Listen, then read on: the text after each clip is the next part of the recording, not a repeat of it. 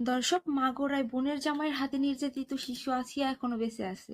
তাকে সাময়িক হসপিটালে রাখা হয়েছে কৃত্রিম অক্সিজেন দিয়ে। দর্শক একজন নয়, দুইজন নয়, তিনজন মানুষ তাকে প্রাণ করেছিল দুনিয়া থেকে বিদায় করে দেওয়ার। দর্শক আসুন তাহলে আজকে আমরা জেনে নিই সেই দিন কি হয়েছিল আসিয়ার সাথে। দর্শক শ্রোতা, আজকে এই ভিডিওর মাধ্যমে আমরা পুরো রহস্যময় ঘটনা তুলে ধরব।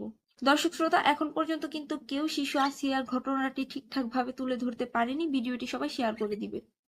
দর্শক, আজকের এই ভিডিওটা সবাই শেয়ার করে দিবেন, কারণ সবার জানার দরকার আছে আসিয়া এখনো বেঁচে আছে।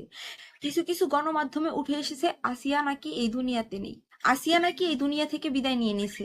আর এমনও উঠে এসেছে আসিয়ার সাথে শুধু তার বোনের জামাই ওইসব করেছে, কিন্তু না, একজন নয়, দুইজন নয়, তিনজন ব্যক্তি আসিয়াকে দুনিয়া থেকে সরিয়ে দেওয়ার প্ল্যান করেছিল। দর্শক, আসিয়ার বড় বোনকে দেখতে যাওয়াতেই আসিয়ার সাথে এইরকম ঘটনা ঘটে।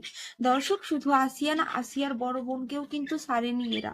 আসিয়ার বড় বোনের সাথে দর্শক ওরা নানা রকম নির্যাতন করেছে, শারীরিকভাবে, মানসিকভাবে টর্চার করেছে। দর্শক, শুধুমাত্র আসিয়ার পরিবার দরিদ্র হওয়ার কারণে সঠিক বিচারটা পায়নি। দর্শক, আপনারা সবাই জানেন আসিয়ার বড় বোনকে দেখার জন্য ওই বাড়িতে যায়। ওই বাড়িতে গিয়ে আসিয়ার বড় বোনের সাথে 2 দিন থাকে। তারপরের দিন আসিয়ার বাড়িতে আসতে চাইলে সন্ধ্যা হয়ে যাওয়ার কারণে আসিয়ার বড় বোন আসিয়াকে আসতে দেয়নি। অন্ধকার হয়ে যাওয়ার জন্য আসিয়ার বড় বোন আসিয়াকে ঘরের মধ্যে রেখে সে বাহিরে চলে আসে। দর্শক, এই সুযোগে আসিয়ার বোনের জামাই আসিয়াকে ধরে ফেলে, আর আসিয়াকে ধরে ওই সমস্ত কাজ করে। দর্শক, ঘটনা শুধু এই পর্যন্তই নয়। আসলে এই ঘটনাটা মূলত আসিয়ার বোনের শ্বশুর, তার নির্দেশনেই কিন্তু এই ঘটনাটা ঘটে। দর্শক, আর শুধু আসিয়ার বোনের শ্বশুরই নয়, আসিয়ার বোনের জামাই, আসিয়ার বোনের ভাসুর, সবাই মিলে তাকে দুনিয়া থেকে বিদায় করে দেওয়ার পরিকল্পনা করে। কেউ তাকে গলা টিপে হত্যা করতে চায়, আবার কেউ তার সাথে ওই সব করতে চায়, আবার কেউ তার সাথে ওই সমস্ত কাজ করে নির্যাতন করে দুনিয়া থেকে বিদায় করতে চায়।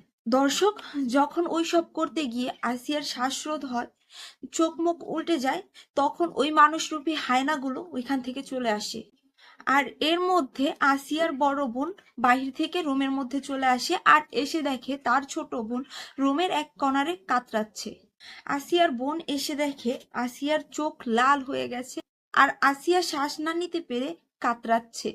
এর মধ্যে চলে আসে রুমের মধ্যে আসার পরে সে বুঝতে পারে আসিয়ার সাথে নিশ্চয়ই কোনো টর্চার করা হয়েছে, যার কারণে আসিয়া এরকম ভাবে কাতরাচ্ছে। তখন আসিয়ার বোনের শাশুড়ি বলে হসপিটালে নেওয়ার কোনো দরকার নেই, বিষয়টি লোক জানাজানি হলে মান সম্মান থাকবে না। এমন কথা বলার কারণে আসিয়ার বোনও চুপ থাকে, কিন্তু কিছুক্ষণ পরে দেখে অবস্থা আরো খারাপ হয়ে যাচ্ছে। আসিয়ার অবস্থা খুব খারাপ হয়ে যাচ্ছে। এইসব দেখার পরে আসিয়ার বোন আর আসিয়ার বোনের শাশুড়ি মিলে নিয়ে যায় হসপিটালে গিয়ে দেখে অবস্থা আরো খারাপ। সেইখান থেকে তাকে ফরিয়াদপুর মেডিকেলে ভর্তি করা হয়, কিন্তু সেইখানেও কোনো লাভ না হওয়ার কারণে সেইখান থেকে আবার রিটার্ন করে ঢাকা মেডিকেলে। আর সেইখান থেকেই আসিয়াকে রাখা হয় সাময়িক মেডিকেল সিএমএপে। আর বিএমপির ভারপ্রাপ্ত চেয়ারম্যান তারেক রহমান আসিয়ার দায়িত্ব নেয়। সেখানেই রাখা হয় বিএনপির ভারপ্রাপ্ত চেয়ারম্যান তারেক রহমানের নির্দেশে, আর তিনি আসিয়ার সমস্ত খরচ বহন করবে। আর আসিয়া এখন আশঙ্কাজনক অবস্থায় আছে। আসিয়াকে কৃত্রিম অক্সিজেন দিয়ে রাখা হয়েছে। আসিয়ার অবস্থা খুবই খারাপ, সবাই আসিয়ার জন্য দোয়া করবেন।